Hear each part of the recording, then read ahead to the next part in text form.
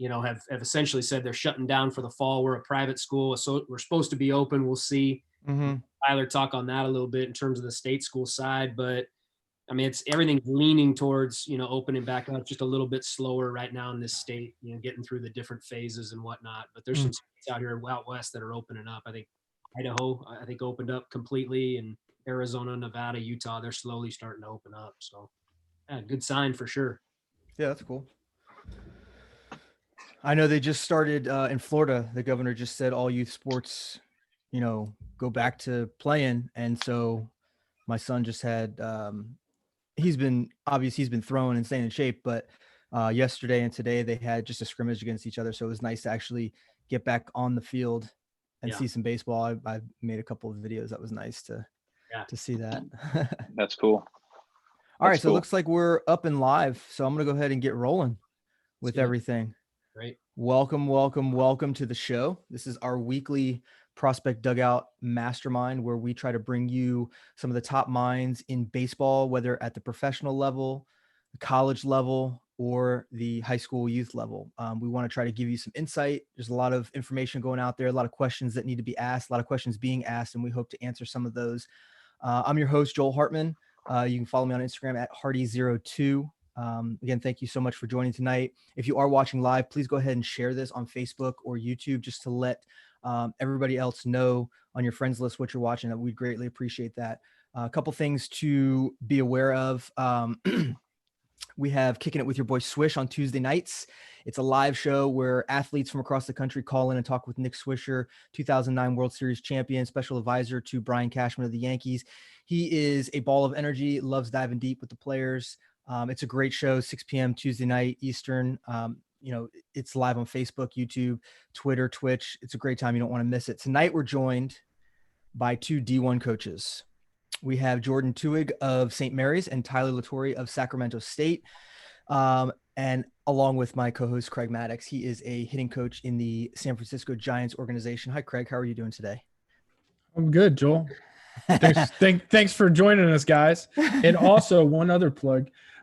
If you're up tomorrow morning, we have Joel and I's podcast, the Cup of Coffee podcast that we do every Monday morning. What time? We do it at 7 a.m. Eastern.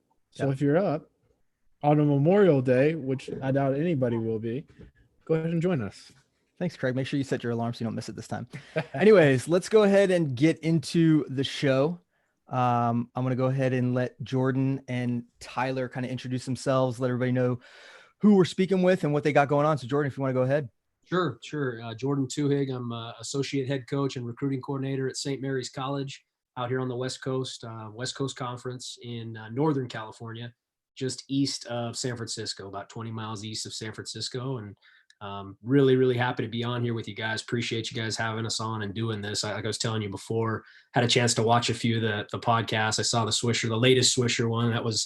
You hit it right on the head. It's a ball of energy. I was sitting there smiling. Those young kids had huge smiles on their face. He was just going like he drank a pot of coffee before he got on. So it was entertaining, but I'm happy to be here with you guys, and obviously to share a screen with Tyler. He's a really good coach. So it's awesome to be here. We're happy to have you, Tyler. Why don't you go ahead and introduce yourself? Yeah, thanks, Jordan. And Joel and Craig. I'm Tyler LaTorre. I'm one of the assistant coaches at Sacramento State University. I'm a pitching coach. However, I did play. I was a catcher coming up through college and into pro ball. So I have a little bit of both sides of that. But I've been a pitching coach ever since I got done playing in 2015. I had, 2 years at San Francisco State and 2 years at San Jose State before getting hired here at Sacramento.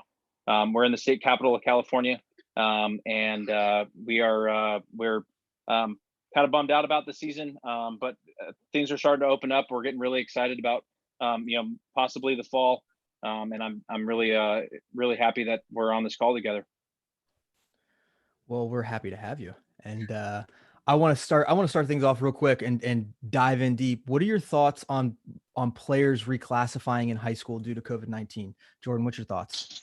Really good question. I've ran into that a few. Actually, I've had a couple of kids the last few days reach out to me with those emails that say they're reclassifying. And, when I first see that, I go, wow, okay, let me figure out who this kid is, because, in our minds as recruiters and as coaches, you look at that and go, everything's based on situation. So we're dealing with a log jam right now. As you guys know, you've talked about, seniors coming back now in NCAA. We're lucky enough to get a few back. I'm sure Tyler's getting a few back. And then you have a whole class of freshmen coming in, and you have a whole class of freshmen that are freshmen again. So it does make for some difficulties. But when you look at a young guy who's a 2020, who's a really good player, who you just don't have money for, you don't have a spot for, and all of a sudden he becomes a 21 or vice versa, 22, something like that. You take a second look and heck, even a third look and figure out, is he a fit? Because it changes things quite a bit, especially if you're interested in that guy. I mean, Tyler's probably in the same boat. We're dealing with just a lot of phone calls, a lot of emails, a lot of real careful conversations with kids that we'd really like to have on our programs that are probably going to go to junior college or go to a different route. You see almost a gap year. I think some guys are taking some gap years right now, but I'm all for it if it's the right fit for the kid. Some of those guys are younger, and it might be a better fit for them age-wise, and it gives them a year to develop. So that's kind of where I stand on it. I definitely take a second look. Yeah, for sure. Tyler, what do you think? Yeah, I think it's all case by case. I think all the other thing that comes into that is if you've got a kid that was a 2021 and is reclassifying to maybe possibly a 2022, what are the compliance issues about talking to that individual, and when does that go into effect? Because that would affect their, the ability to contact that player. Mm-hmm. I think a lot of it is up in the air right now, just because we haven't seen players since, March. March 1st was our first opportunity to get back out on the road and recruit since last October because of the new recruiting rules. So we've been doing, Jordan's probably doing the same thing. We had a few prospect camps. And then we got to March and we had 1 week of recruiting, and then all of a sudden everything got shut down. So I think that the time away from the season, the guys that have been putting in the work, it'll be evident on who's been doing their work and who's been, taking this time to get more athletic, to get stronger, and then be able to come back when, the recruiting doors do open. For lack of a better term, the cream's going to rise to the top. And if that player that is decided to maybe classify down, you kind of have to play them along with their peers, and you kind of evaluate them as a whole. And if they were a 2020, you're gauging them as a 2020 player and how that fits with your recruiting class or who you've got coming back. If they're one grade lower now, you've got to kind of classify them against, the rest of their peers. Because you're going to be bringing in guys of that age. We're in the same boat. We've got some seniors that possibly could get drafted or signed. We've got some juniors that might get drafted. So we're in a waiting game right now with our roster, depending on what happens with the draft and free agent signs.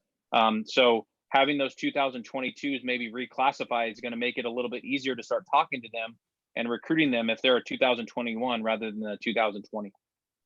I gotcha. So speaking of the draft, Jordan, with the new restructure of just a 5-round draft, how do you think that's going to impact college baseball as a whole? We, a lot of high school guys that, Craig and I have talked about this in the past, it's going to help a lot of guys. It's going to hurt a lot of guys. So what are your thoughts on that?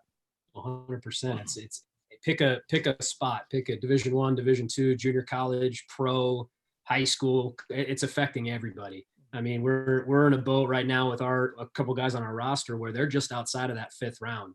If the draft was 10 rounds, it's a completely different ball game for us. And it's, with even the free agent signs right now, guys are looking at it going, man, should I sign right now? This might be a great opportunity for me to sneak into pro ball, sign for $20,000, get an opportunity, and maybe I can make something of that. So there's that talk, and there's other talk of guys that are really valuing themselves, putting the bet on themselves, knowing that next year is going to be a 20-round draft, and what happens in the future, who knows? So it's an interesting time for sure from our perspective as college coaches, how it affects our roster. But to your question on the high school kids, I think you're going to see college baseball just explode in the next 2 to 3 years. I think everybody's in the same boat. So if you sit there and look at your roster and go, man, we're going to be so much better. We're deeper, we're older, everybody is. And so I think it just raises the level of play. You're going to have situations, and it's already happened with a lot of programs, where there's kids already falling back to junior college. And maybe that's the best fit for them. Maybe that's where they need to be, but it's going to start to rise that level up even more,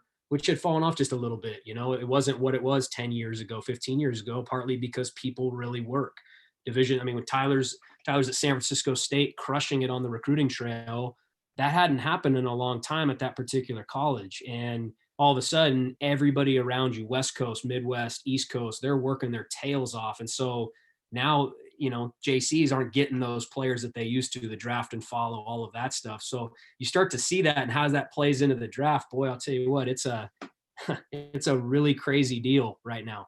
It's log jamming all over the place. And I think the big league organizations they're doing what they need to do on their side. And you see that across the board, but college is going to benefit from it, but you've heard it all probably the last couple of months. We're equipped for that.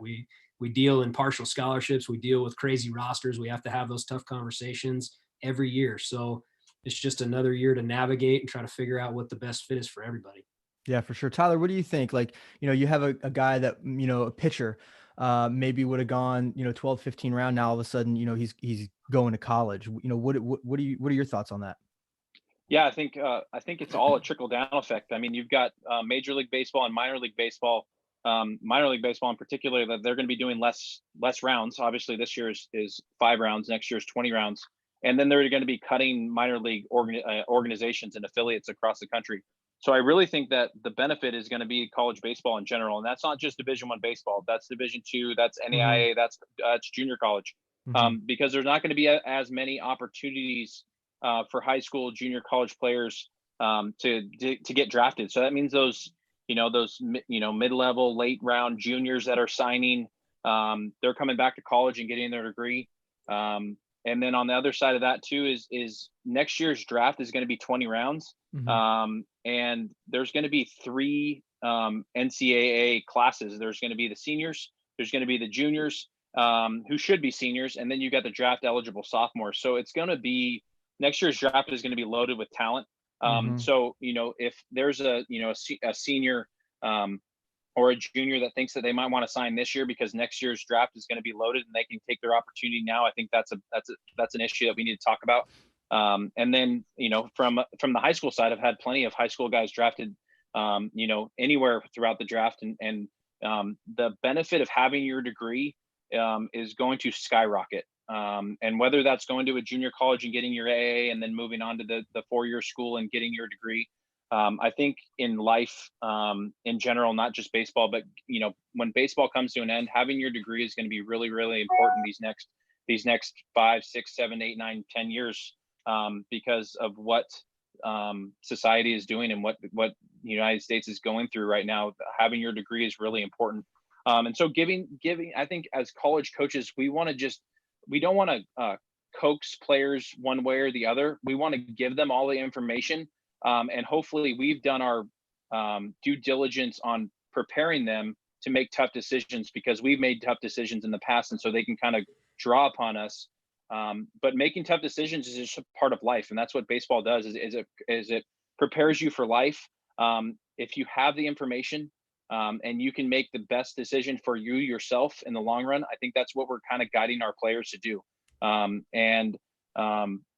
We definitely have some guys that are kind of back and forth. And all we can do is present the information and say, hey, this is what one side of it is, and this is what one side of it, the other side of it is. And you got to pick what's best for you. And we'll be here to guide you through it. But it's something that you have to have passion for either way. For sure. Craig, did you want to jump in on that? Yeah, I think both of you guys hit it right on the head. I mean, it's going to make all levels of baseball better. And I think what players need to understand as minor league baseball does cut down some of these affiliates and drops, let's say, the San Francisco Giants organization from us having 7 affiliates to now we only have 5 affiliates or 4 affiliates, that raises the level of competition within the organization. So your opportunity and your need to be very prepared to enter professional baseball goes way up. So if I'm advising a high school guy that's a fringe mid-round to low-round draft pick, you need to go to college and get that experience and meet those struggles, because the organization's not going to have the time to extend you anymore. Your window has gone now from out of high school 5 to 6 years down to 3 or 4, if not 2. with just the limited number of opportunities and spots available. Mhm. So that goes for juniors too that are in college. If you think like I would be a low round guy, but this team's coming to me and offering me $2 or $3 grand because they need to fill up a team, I would strongly consider, like, is this the right opportunity for me? Mhm. Or am I going to be looking in a year from now when I could be with my college teammates having a good time, getting released out of spring training because there's just not opportunity. Yeah. Yeah, for sure. So I want to switch gears. I want to jump into college baseball. Jordon, talk to me about how your roster breaks down. What your strong points are, not how your roster breaks down. Obviously we can see that online, but I'm talking about like how you build your roster. What are you looking for? What are your key spots that you try to build your team around? Sure. No, I mean, I think anytime you're trying to build a roster, we're fortunate because we came into a really good roster and, we inherited that. I think everybody eventually inherits a roster of some kind, but when you're looking at it and evaluating it, whether you're trying to break it down, build it up, I think you're always trying to start up the middle. And for us, it does that. I mean, we go, pitching first and we feel pretty important, that pitching's the most important thing for us. You got to be able to hit, but we got to have pitching at the college level. I don't feel like you can ever have enough of that. And the pitching and defense does win. If you can't hit, you're still not going to win games. So you do have to have some hitters mixed in there, and you have to have some good people that can develop them. But, for us, pitching is obviously first and foremost. We came into a roster, Eric Valenzuela and his staff did such a good job at St. Mary's. They're now at Long Beach State, and you see what they're doing down there. They know how to build it, and they did the same thing. They built it from the pitching to the defense to, having a good center fielder that can track down balls, having a middle infield that can really do some things and has good instincts and can command it. And then, being able to have a catcher and maybe 2 catchers, 3 catchers at this level that have just, good motors and leadership qualities, and they're tough and, adaptable. They're guys that can make adjustments, and that's huge to be able to have that. We're at a school that is an academic school. So some of the kids that we're getting, they're on it. They really, really value that side of it. And so it lends to, maybe getting a little bit more of that academic side, which is good. For me, I love having a corner infielder that can bang. I just love that. And that's, so that's always kind of the ace or the trump card, whether it's a third baseman or a first baseman, a left fielder, somebody that can really swing the stick and somebody that can handle first base. I think it's such an undervalued position defensively. So, how we would break it down, really where we're at probably lends a little bit more to high school kids just because of the academic piece. But the JC has been really surprisingly good. We've been able to get some JC kids in at St. Mary's. We had a good track record of that at Cal State Northridge. And I know Sac State, you guys can get those JC guys pretty good. So it's been a steady mix, but the high school kids, with what we have academically in terms of scholarships and what we have financial aid wise and baseball wise, we've been able to kind of build from the high school up. So it's been good. That's awesome. Tyler, what about you guys? What about what's the key spot that you guys are building your roster around? Yeah, I think the biggest thing for us is always develop. I think that we have a really good pool to draw from, whether that's Sacramento area, Northern California, Southern California. We also have the ability to we have some Canadians and some Pacific Northwest players. So I think that the biggest thing is doing your homework and going out and seeing as many players as possible, as many times as possible. And I think what Jordon was saying, there wasn't anything about velo, there wasn't anything about hitting 400. We're trying to get the right type of kids. We want tough kids. We want kids that, even though we're a state school, we will still want 4.0 kids. That says a lot about your character. And we want kids that want to put in every single day the development that's going to help win baseball games. I think that's one thing that our head coach, Reggie Christensen, has done a great job of, is bringing in the right type of kid and developing in their skills, and in developing each and every day. They're not only getting themselves better, but they know they're doing it because it's going to help the team win. And I think that's really important on the culture side. And then just like Jordon said, like it starts and ends with pitching. You have to be able to throw strikes. I think, I'm not going to talk to a freshman pitcher the same way I'm going to talk to a junior or senior pitcher because of the development side. Being able to command 2 pitches before you command, 3 pitches. I think a lot of pitchers run into the trap of, I've got 4 or 5 pitches. They're all okay, but none of them are great. And if you just focused on making sure that your fastball command is good and having an off-speed pitch to get guys off the fastball, I think it's really important. And then having, the defense behind you. Our Sac State players know that if they can't play defense, Coach Christensen won't put them out there, because we're going to pitch and play defense. And we're going to be tough enough to grind out at bats, and we're going to score enough, because our guys know that our pitching staff is going to hold us in the game. That's really good. It's kind of cool that how you kind of explained that, because my next question that I had was, what is, and I'll stick with you, Tyler, on this. What is the most important stat for you guys based on a player position? So what I'm saying is, what are you looking for in a catcher? What are you looking for in a pitcher? What's that one thing, not like a skill set or anything, but like, what's that one ability thing that they have that you're looking for? Sure. When I go out recruiting, I'm watching a pitcher. Obviously I'm counting how many strikes he throws, but I'm also counting how many swings and misses he gets. There's a direct correlation with the ability to not only pitch at a high level, at the Division I level or the collegiate level, but also in the big leagues on having swing and miss pitches. And that's not just throwing like pitches that end up in the dirt and the guys are swinging at it. Like when you get higher and higher, those are takes. Mm-hmm. So just having pitches in the zone that get swung and missed at, but also having, 70% strikes, that's a goal for us. I want guys that are able to control the strike zone. Now going to the catching and the hitting side, I think strike to walkout ratio is a huge part of what we're trying to do at the Division I level. Having more walks than strikeouts is huge. Swing and miss, just like swing and miss on the pitching side, swing and miss on the hitting side is something that is a direct correlation with making the big leagues or being a high level hitter at our level. Mm-hmm. So having hand-eye coordination, having good, the ability to put the ball in play hard, and not striking out is huge. And on the flip side of that, we want guys to be able to throw pitches in the strike zone and get swings and misses. For sure. Jordan, what about you? What's the one stat that you're looking for in a player based on position?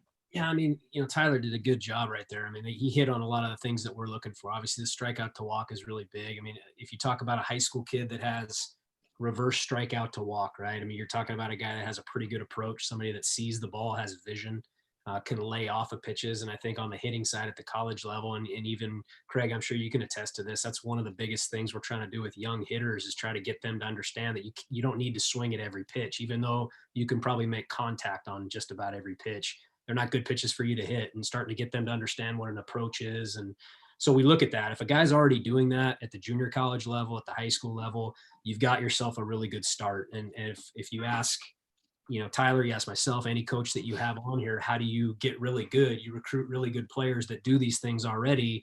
And then with the time that we have allotted, you polish them up the best you can. So yeah, I would agree with him on the strikeout to walk for sure on a hitter. I also like to see guys that, have some power numbers if that's what they're going to do. If they're a speed guy and they're a 6'5" runner, I want to see if he steals bases. Why is he a 6'5" runner and he's got 3 stolen bases? There's something going on instinct-wise there that is, just not there. Or is he a guy that steals 25, 30 bags and he's fast? Okay, now you've got 2 things that you can look at as a recruiter and go, okay, we're onto something here. If he's a power guy, maybe he's not a runner, and that's okay, but does he have power numbers? Because if I bring a guy back to our head coach and say, hey, this guy's a monster, he's 6'4", he's 215, he's left-handed, he just crushes, and then coach looks at his stats and he's got 1 home run and 3 doubles, he goes, oh, does he really crush? Well, he crushed in this showcase, coach, and it looked really good. So I gotta be careful on that side of it and do my homework and do my research, just because the proof's in the pudding. Hitters hit and pitchers pitch. For sure. So on that side of it, the pitching side, I'd really like to have guys that understand the control and the command early on before the velocity. And that's, everyone says that and goes, oh, I like 90 miles an hour. You'll see that you get on Twitter, you get on Instagram, you see a lot of 90, 91, 92, and you don't really know the backstory. You just see really good velocities. Greg Moore, our head coach, he taught me that a long time ago. He said, I'd rather have a guy that's 84, 86 and really understands what it is to pitch. Because I think what happens when a guy's 84 to 86 in high school and he's got unbelievable numbers, like Tyler talked about, the strikeouts are high, the innings are low, Walks are low. The hits are low. I think the hit column is a really big one for pitchers, guys that don't give up a lot of hits because their ball's moving or something's going on there. That's a really, really big stat that we'll look at right away. But you get a guy that's 84, 86, you get a guy that learned how to be tough. He learned how to use his stuff in the right way, and he believes that he's the guy. And now what happens when natural growth takes over? And all of a sudden, 2 to 3 years, he was 17, now he's 20, and it's just a different guy. And now he's with Tyler. He's throwing 89 to 91. Tyler taught him a little slider and changed up the grip a little on the changeup and got him to believe in that and made it deceptive. And now all of a sudden, you're looking at a guy that, he's a big league type guy, but he wasn't that 2 years ago. And, you didn't have all the big schools going after him. And so sometimes you just have to be creative in what you look for. We're all looking for the same things. We all want 93, touching a 6 with a plus slider. We're not all going to get that. So we have to figure out, all right, what's the best fit for us? How can we develop? What kind of kid and what kind of person are we dealing with first and foremost? And, is he adaptable? Can he adapt? Does he have leadership qualities? And it's a huge part of it, right? Do his coaches respect him? That's a big one. Boy, if you talk about, it's not a stat, but if you call a coach, and every coach at every level, whether it's a developmental team, it's a high school team, whoever it is, loves him, and he gets that respect, that says a lot to me. That means that kid's done something above and beyond just being a really good baseball player. So, I joke a lot, but we're investigators, right? Private eyes, trying to figure out and put all the pieces together, because baseball is the easy part, in my opinion. When you go out there and watch a guy, if he's got it or if he doesn't, or he's got something that could get better. It's all the other stuff. What's that all about? And I think you hit it on the stats. So long-winded answer, I'd say on the pitching side, I think the hits is a big one for us, because if a guy has way less hits than innings pitched, and maybe he's right around the same at strikeouts or even a little bit less, he's doing something with the ball, whether it's deception or he's moving it around. I think it's an important one. And then I agree, the strikeout to walk of a hitter, that's a big one. Great conversation that we're having here, talking on the Prospect Dugout Weekly Mastermind. We're joined by Jordon Twohig, the associate head coach at St. Mary's College, and Tyler LaTorre, the pitching coach at Sac State. We're talking about what these two guys are looking for as college coaches in a high school player. And it's funny because, Jordon, you just touched on something that Craig is preaching on. He's been preaching on for the past 6 weeks. Your college coach has to like you. That's what Craig says every week. I hate to break it to you, but just because you throw 95 and run a 6.5, if your coach doesn't like you, there's going to be issues there, because we're building a roster. We're building a team that's going to last for 4 years, and we're trying to win championships. We're trying to build and get better and grow. And I think, it's another cool segue into, kind of what we're doing here at Prospect Dugout. What you mentioned in terms of, finding out who that guy is. You're an investigator, a private eye. And that's essentially what we have built with Prospect Dugout. The initial idea was to help high school athletes get exposure for college. But in building that, we've realized that platform is actually a resume where you can go and see context on this player. What was he doing last year? What was he doing last summer? What was he throwing last summer? Can I see some video of it? Can I see how he's improved? If you want to talk about work ethic, if you want to talk about, does he steal bases? Well, dude, he's got, a highlight reel on his Prospect Dugout profile that's showing, his stats say that he's got 46 stolen bases. Well, guess what? Here's 46 videos to prove it. So you can see that he's actually not just a fast runner, but he's actually got some instinct and some skills. And I think that's really, Jordon, you really hit that on the head too. That's one of the things for me is I like the stats. The stats are cool. The analytics, all that data is really cool, but you still have to play. You still have to throw the ball 60 feet, 6 inches. You still have to hit it a round ball with a round bat. You still have to field it and make the play. So, everything is the same as it's been since the beginning of baseball. You still have to play the game, but just the way that we train, the way that we do things, the way that we analyze, data and technology has allowed us to dive deep, super slow-mo, the cameras that go from one side of the plate to the other side of the plate in one clip. Like, that stuff is crazy. If that stuff was around back in the 40s and 50s, you can imagine how much better those hitters would be. They didn't have really anything, and they were really, doing really well. So I really think that's cool. Craig, I think you wanted to jump in and say something. Yeah, I mean, just on the hitting side, I think that everybody who's listening and watching out there, it doesn't really change exactly what these guys said about the strikeout to walk ratio. It goes a little bit deeper on the pro side, but I know like we look for two primary things in hitters that come up through our organization, and we call it swing decision, which what kind of when you make a swing, like what's the decision? Are you swinging at quality pitches? Are you swinging at pitches in your zone? Are you swinging at pitches out of the zone? And then we track contact rate. So you might hit 300, but if you don't make solid contact, you're not going to play at the next level. So we track, if you're making a good swing decision, your contact rate's probably going to be pretty high. If you make poor swing decisions, your contact rate might still be similar, but it's not the contact quality is not as high. So, these guys hit it right on the head. I think, in college recruiting and in major league scouting, I think they flow hand in hand. So if, it's not all about the stats.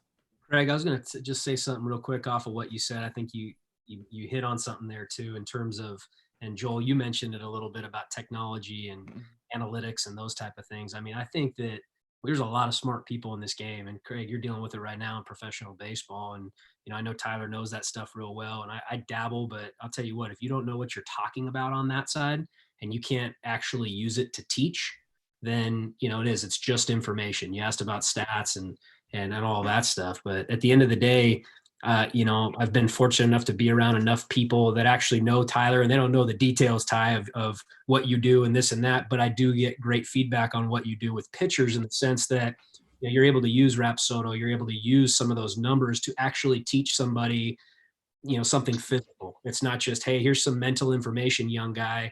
Now go take that spin rate and do something with it. It's, let me tell you why this is happening. Let me tell you what the adjustment is. And actually, let me talk you through what it is that I think we can do. And then we physically have to go out as coaches and put those guys through the reps and the physical side of it. And I think that's what you guys are doing at the pro level, because you can have all the fancy bells and whistles, but if you can't talk the talk with 18 to 22-year-olds and then get them to really buy in and trust, what are we doing here? That's why I say on our side of it, on the front end of it, is a little bit easier. We get to go find really good players and really good people and find out if they're a match and a fit for our university, and all the academic piece of it, the athletic piece of it. But then once you actually get them here and you're in, hey, you've drafted a guy, Giants have drafted a guy, Hunter Bishop, let's go, Hunter, it's time. And now you start really diving into that stuff. You better have the trust of that guy and be able to know how to coach what you're telling him. That's a big part of it. Oh, no doubt. And Hunter's a great example of a guy that's come into our organization and had major success at a big time Division I school in Arizona State, comes out highly touted, and he's starting to meet a little bit of adversity at the pro level, but he's a guy who's taking the data and embracing it head on. And I think his future is very, very bright once we get back to baseball. No doubt about it. So I wanted to, it was kind of funny that you mentioned the data and the analytics. That was actually my next question, was how much do you guys value? I'm gonna start with you, Tyler, but how much do you guys value the data and the metrics and the things like that? And like, what are you looking for in that, if you do take, considerable value in that?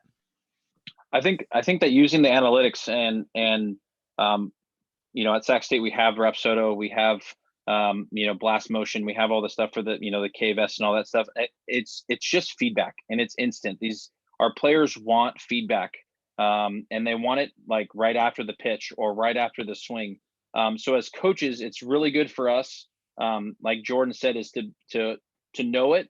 You don't need to know it some of the major league analytic guys, but just know it so that you can you can have a conversation with a player.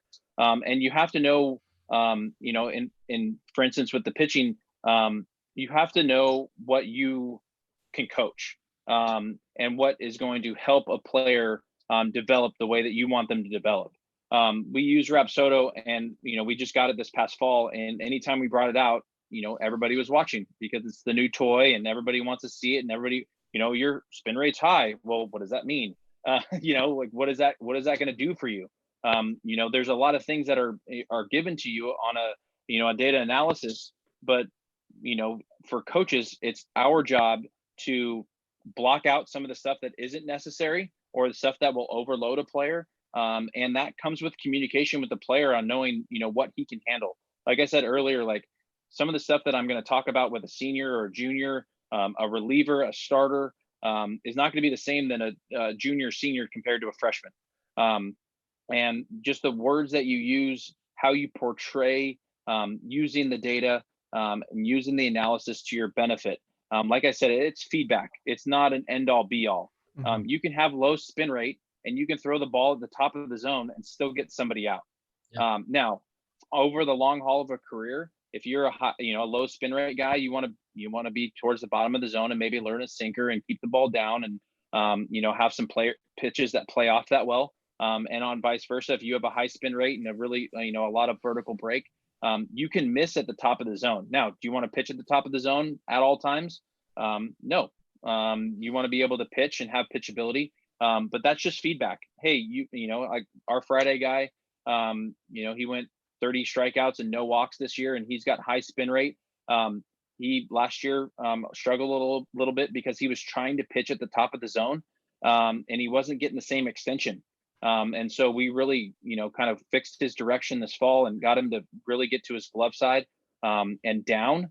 And off of that, then he started really getting his extension, and the ball was coming off of that, and he was getting a lot of swings and misses at the top of the zone. But he was also being able to dot the low and away fastball and then go with a curveball off of that. So it's like a depth of layers on peeling back who you're working with. I would never talk to a freshman pitcher the way I was trying to get to develop that senior arm and just try to get him back on track. But like I said, like the data's there and our players want it because they see it all the time on social media and watching MLB Network. They want to know. And so if you can, just be a little bit, communicate what you think is best for that player and they buy in, the buy-in, just like Jordan said, the buy-in and the trust has to be there. If you come into a program and you talk to a pitcher and you're like, oh, you have high spin rate, we're only going to throw high fastballs. And then he goes out his first outing and he gets rocked. There's no trust there. So I think trust and buying into what each program is teaching and hopefully, benefiting from the player. But it's all about our players and how we're going to get them to be better so that they can walk off the field every day with their head held high and feeling good about themselves, because the data doesn't matter if you're going out there and you're striking out or a ton or, giving up hits and giving up homers. It just doesn't work like that. You made an interesting point, and I want to stay on that for just a second. That's how data should be used to show what kind of a player you are and how you should play. I feel like there's so many kids that are looking at this data and they see the exit velocity and they just want to up their exit velocity. They just want to get a faster exit velocity, or they see their spin rate and they just want to get a faster spin rate, or their miles per hour, their velocity. They just want to throw harder. I mean, there's nothing wrong with those goals of trying to do that, but you just made an interesting point. Use the data, use the technology to tell you what type of player you are and how you should be playing. That's amazing to think of it that way.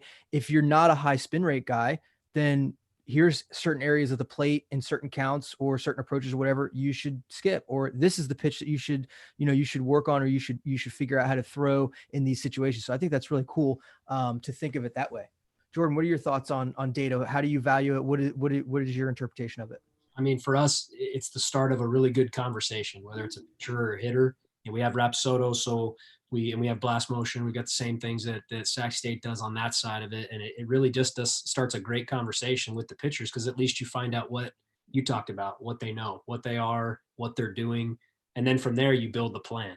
And I think at the professional level, you're trying in a sense to do the same thing. And with young high school kids or even kids that are in the program right now, you're really just trying to build the best plan possible to move those guys forward. So, we've got somebody that's a lot smarter than all of us. That's what he does in our program, and he's really good at it. And he understands the data, but he also understands people. And so if you have somebody that can bridge the gap, and that's where pro baseball has done such a good job of hiring young college coaches and people who understand young people and can communicate the message. I mean, you've seen that the last 5-6 years. That's the reason, is because they understand the data, they understand how to use it, and they understand how to translate to young players. So I'll take it on the hitting side.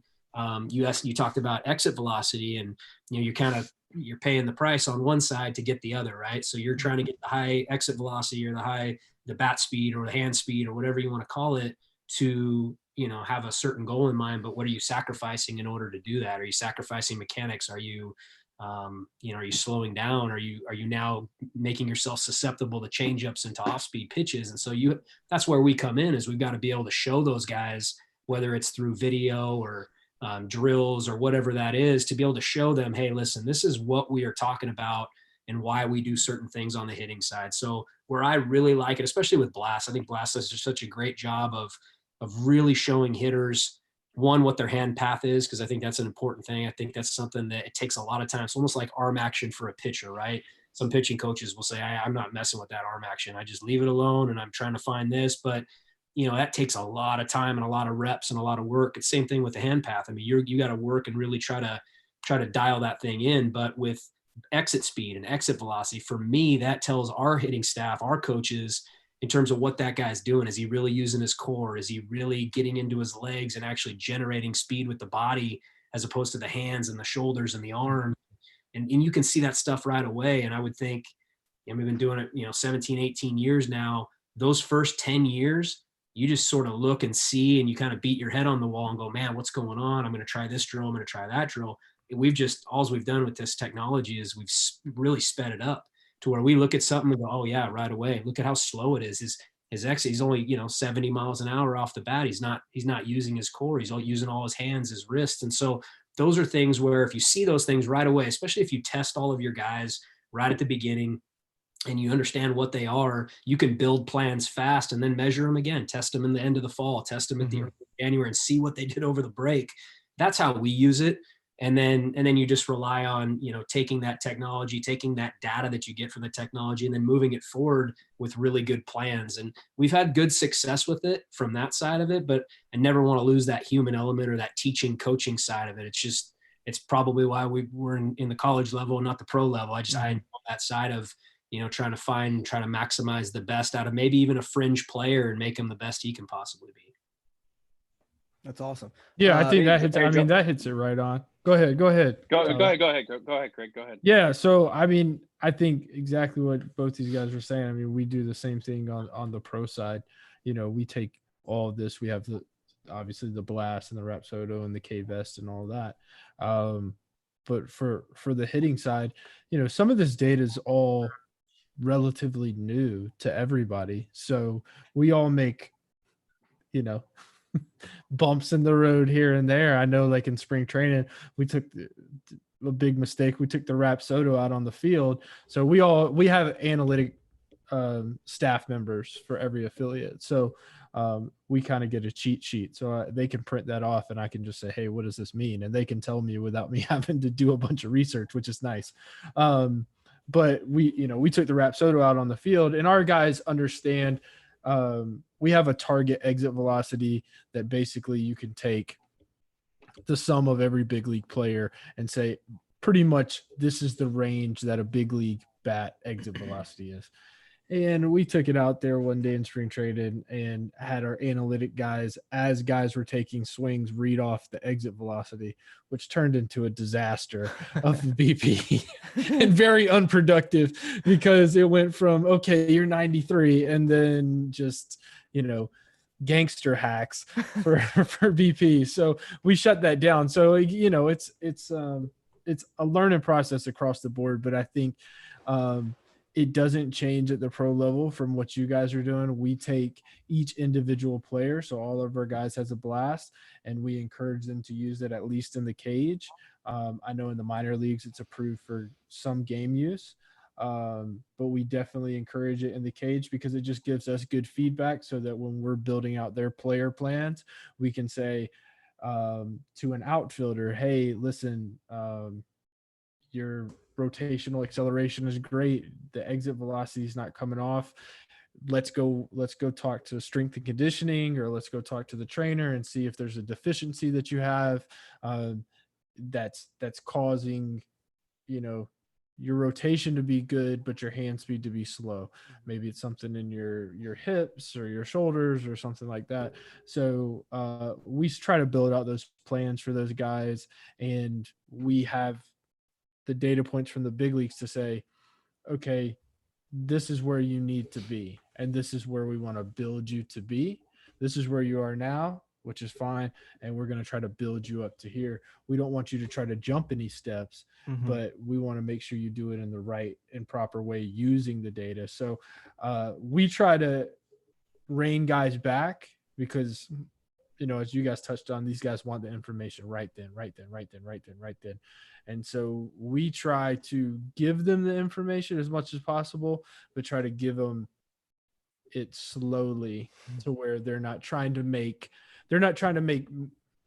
Huge again, like our mistake of doing it during BP. Yeah. They're trying to make pitch by pitch acceleration jumps, which was terrible on our part, but it was a learning curve.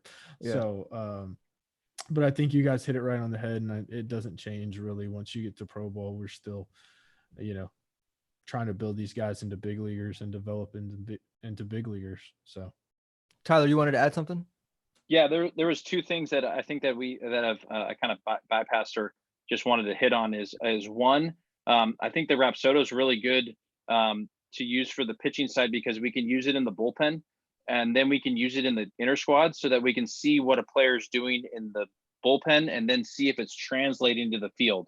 We're working really hard to possibly get TrackMan. I don't know how that's going to happen with the budget cuts of everything going on right now, because TrackMan's a little bit more, finite, a little bit more predictable.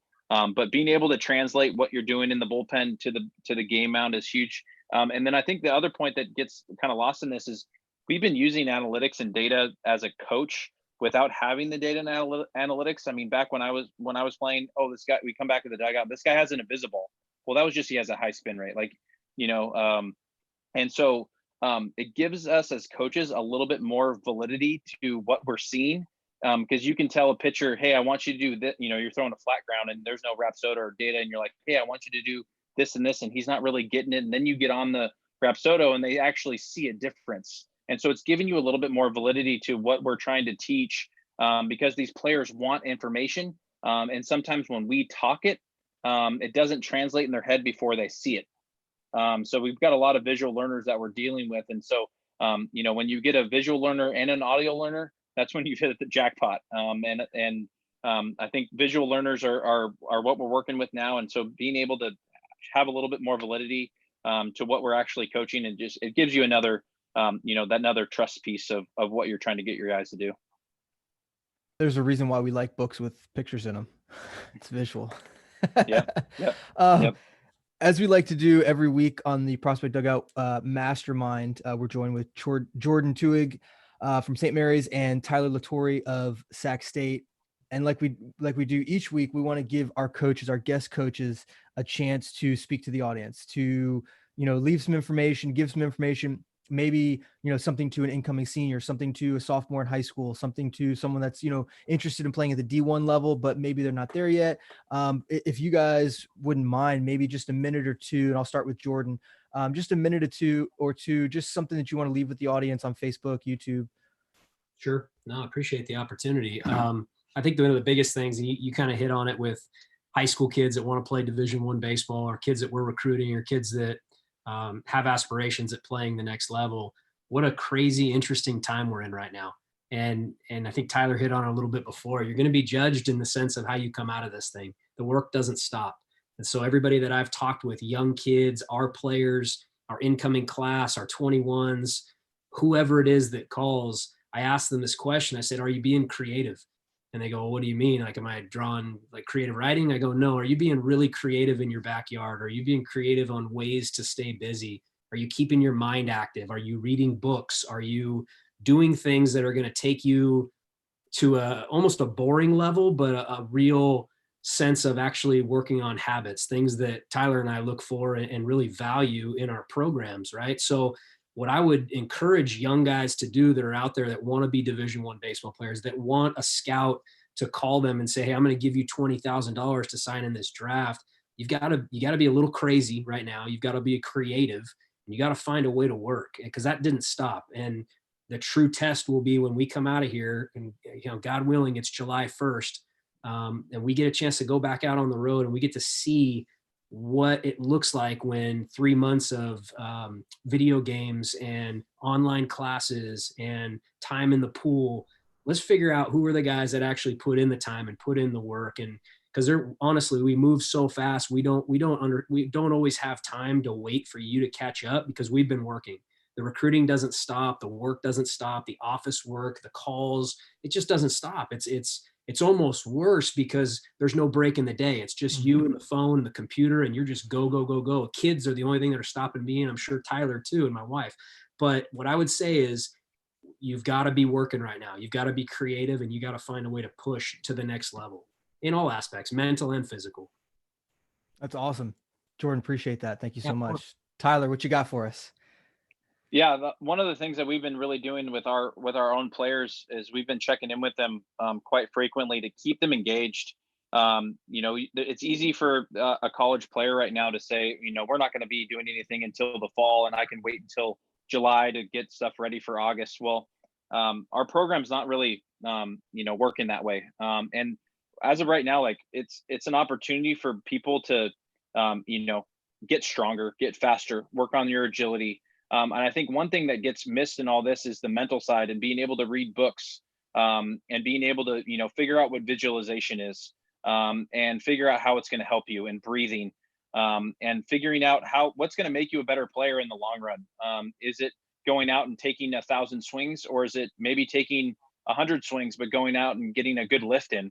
And this downtime is just like Jordon said, is be creative, get better. And that's not just baseball. It's not throwing baseballs and throwing off a mound and doing live hitters. It's maybe watching a lot of video and reading a good book. Our guys have been reading It Takes What It Takes by Travis Moad right now. And it's been a great book for our guys to just, take this time and get better mentally. Our guys are pushing it in the weight room too. And I know we've obviously we can't be there to watch them, but there's going to be teams that come out of this better than others, and the ones that come out of better than others are the ones that stay connected. Our guys are pushing each other. Our guys are keeping each other accountable. It's not the coaching staff; it's player to player. And for those high school players, try to stay connected with as many teammates as possible, because you can get ideas from what your teammates doing, and what drill is working for them, and what drill is working for them, and what book did you read, and what podcast did you listen to?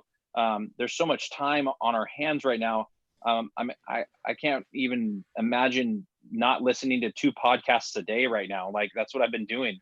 There's so many things that you could be doing right now. And like we've all said, throughout this call is, we'll see who really put in the work.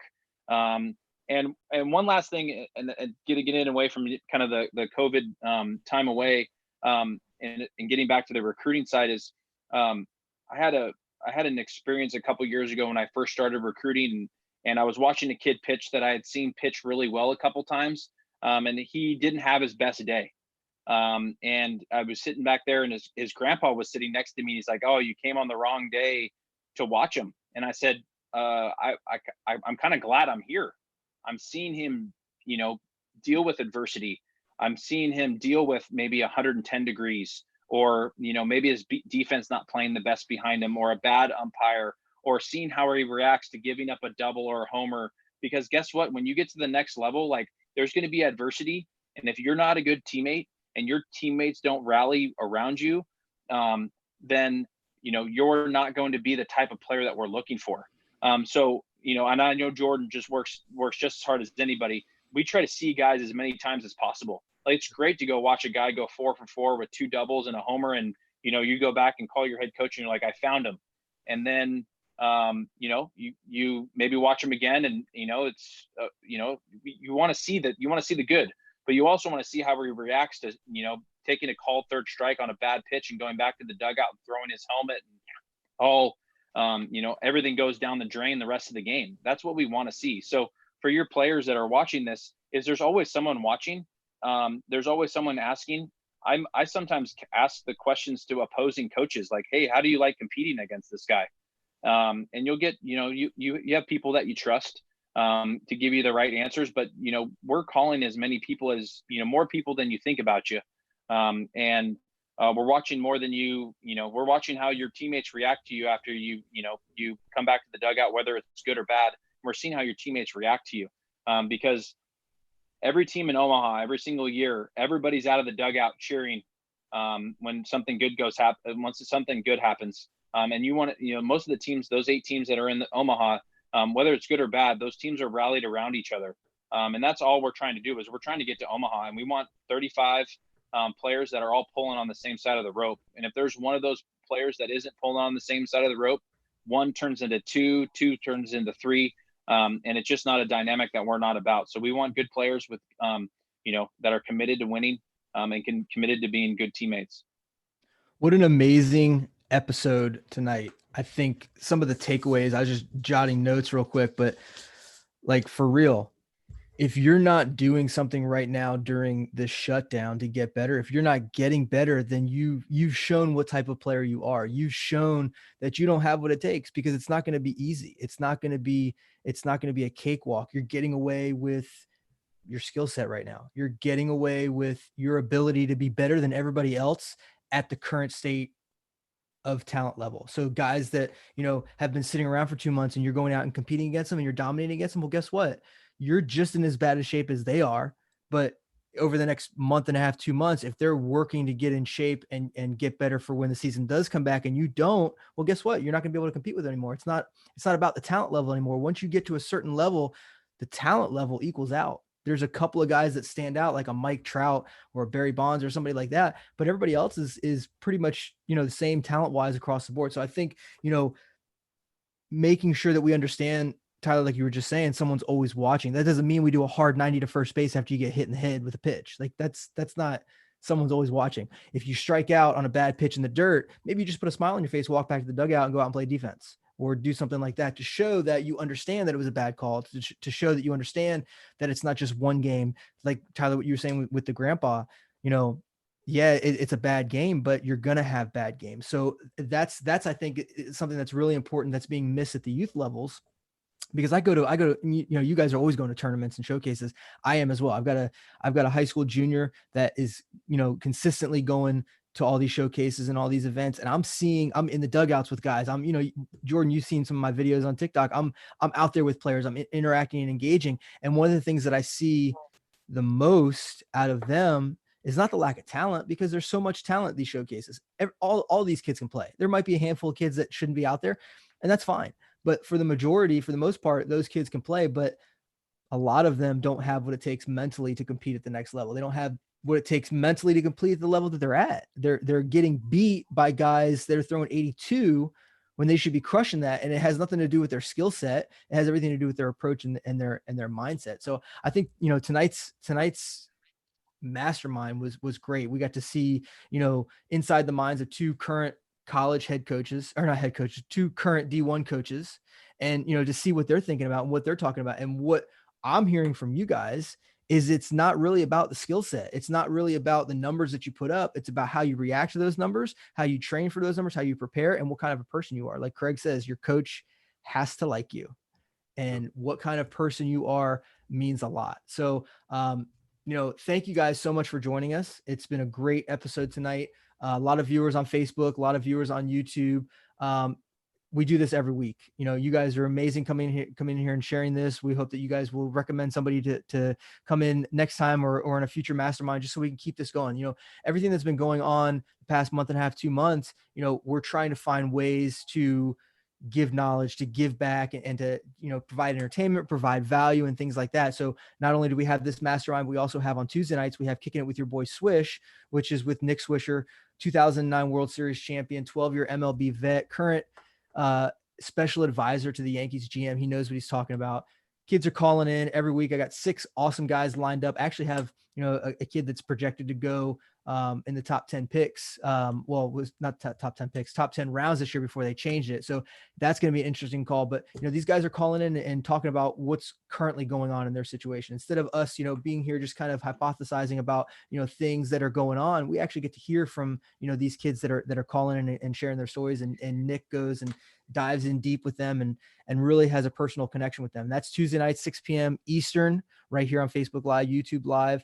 Once again, thank you guys so much for joining us. If you could leave a comment, leave a like, leave a review on the podcast.